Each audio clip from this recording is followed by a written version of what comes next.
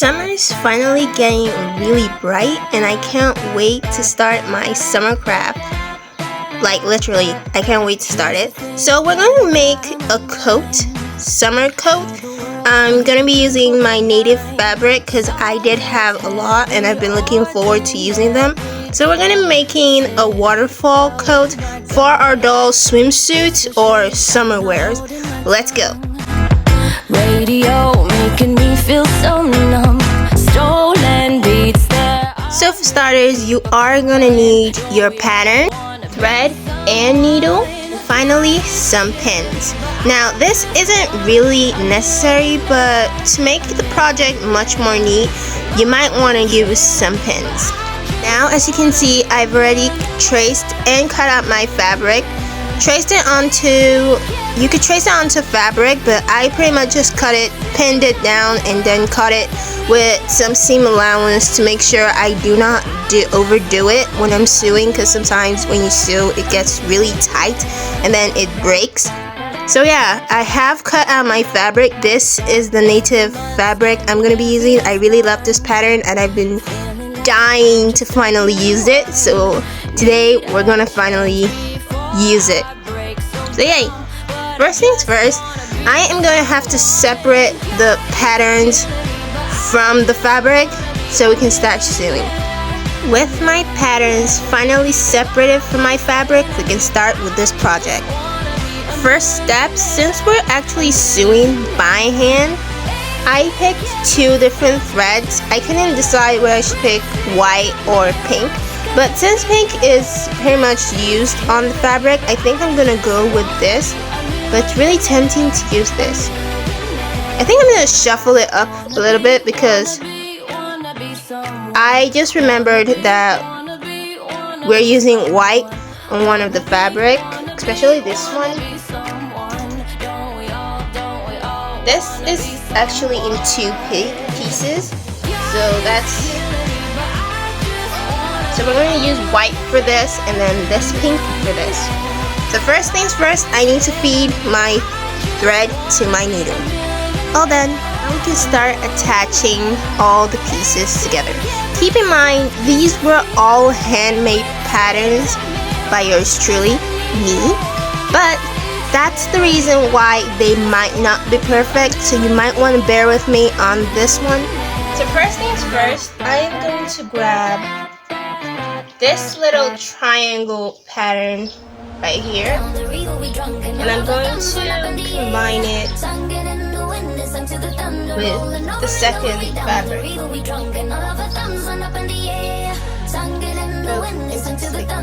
Wow, this is a whole lot of mess. I think I'm going to clear my table first and then start the project one by one. Now that my table is cleared, we can finally start on this project. So first things first, I'm going to grab this triangle piece right here with this half circle kind of shape, and then I'm going to sew them together. I think I'm going to sew this first, this curve right here. Let's sew that down first using a back stitch. I hope my camera can keep this. I'm not really looking at the camera, so I don't know whether it's showing.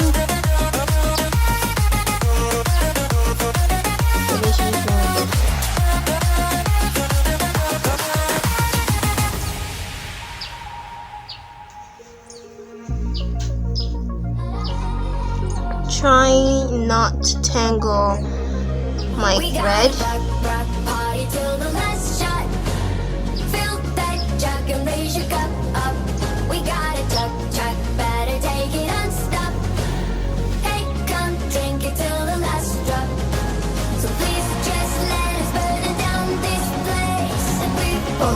In just a little bit.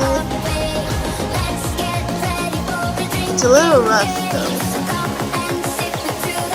but this is how it looks like. Now for that little crease, I'm gonna sew an embroidery stitch right on it to kind of lay it flat. But you might want to iron this down first before you try and stitch it, but right now there's no electricity, so I'm just gonna run an embroidery stitch right on it. Somewhat like that. Now, I did tell you that my pattern wasn't perfect. It wasn't supposed to run this far.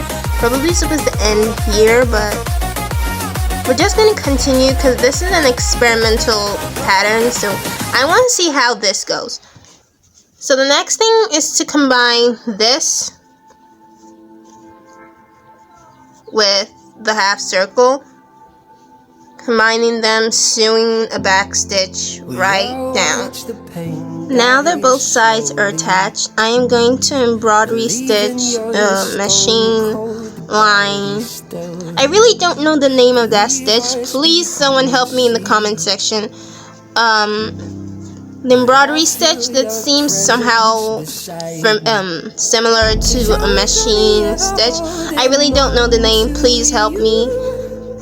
I'm going to run that embroidery stitch going right across. For those of you that don't know what I'm talking about, I'm talking of the same stitch I ran right here. And then just run it right up.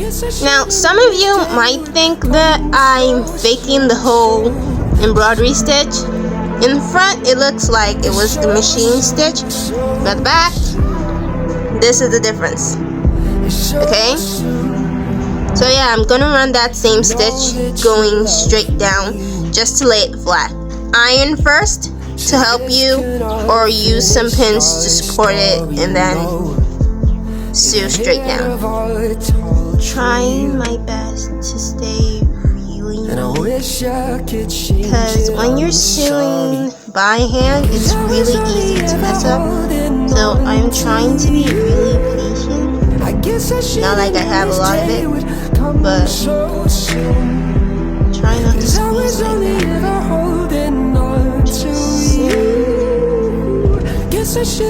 Once that's done, repeat for the second side, and you get that butterfly kind of effect. Next piece, you're gonna have to take the back, because this is divided into two. You're gonna take the back piece and then attach them together using a back stitch to attach both the two. Tongue tied. I really need to work on that. Now, I know I stutter a lot on camera. It's not a catchphrase. I'm just getting used to my accent, because I don't really use it that much, because for God's sake, I'm in Nigeria, so I don't use it all the time. So finally using it on camera is kind of weird, so bear with me. I'm still getting used to this whole filming thing, even though it's been 2 years already. Still getting used to it. After attaching them, I ran an embroidery stitch going all the way down. Then I cut a little notch right at the top so I can see my back neckline, because it was getting a little confusing. Next thing I'm going to do is attach these two, or at least this main, like the top or the front. Still stuttering. And then you're going to line up the shoulders and sew. The shoulder starts from right here, so I'm going to attach and sew a back stitch connecting them, and then repeat for the second side. Once both shoulders has been attached completely, I am going to stitch on the shoulder to hold it down for both sides. We're halfway done, and I think our pattern is coming along nicely. Note, I think, because this was hand created, and I'm slowly starting to panic because this wasn't the shape I was hoping to get. Not to mention our patterns are a little out of line, but we're going to continue anyway and see where this takes us. So the next thing you're going to do is take the other part of the fabric. This one was cut in white, And I'm gonna sew it to attach to this because it's pretty much raw and I want that neat look. So I'm gonna attach it somehow like this and then sew along the line. Repeat for the second side and then I'll come back later to show you how it looks like. After you finish sewing all the way around, I want you to turn it inside out.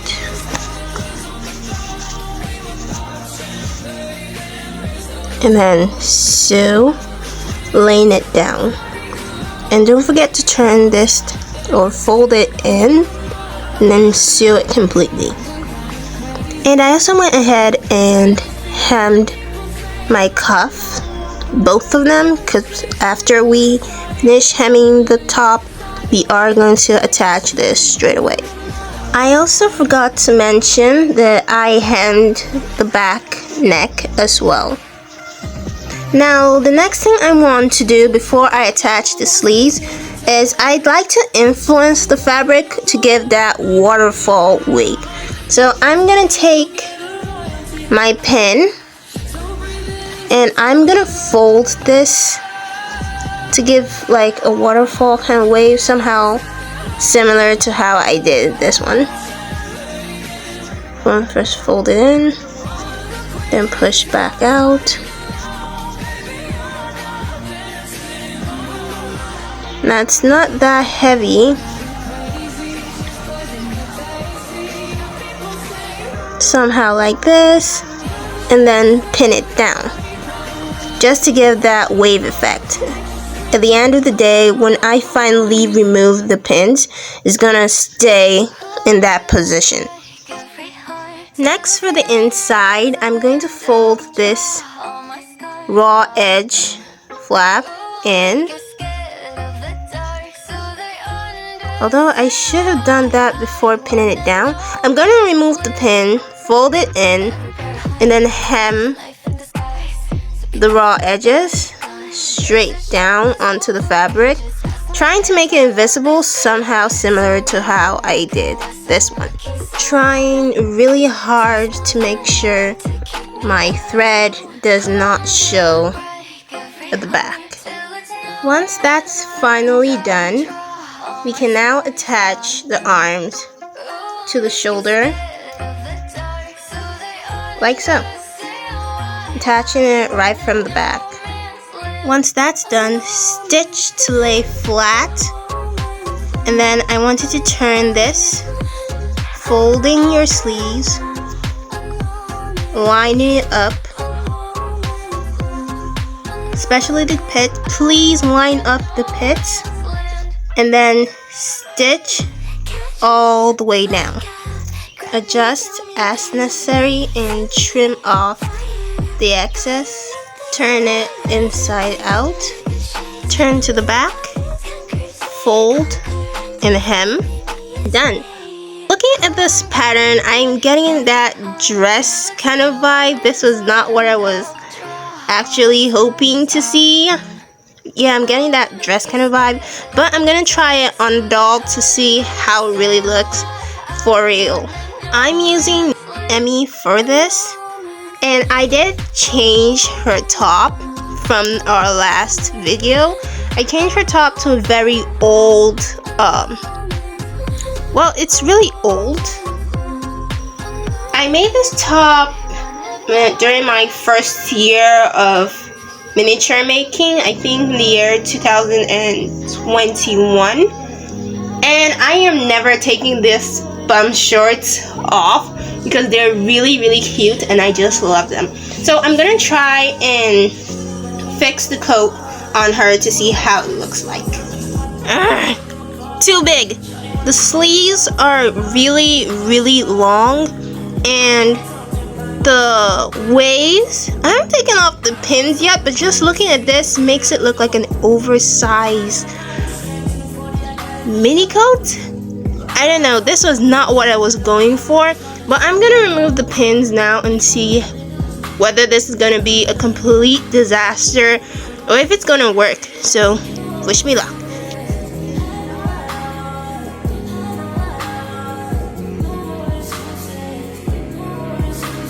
Now, the waves did stay. The pins stayed on for exactly 3 days.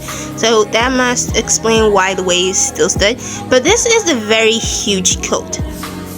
Come to look at it, it's not that bad if I was going for like a fashion vibe. But overall, it wasn't that bad. Is it?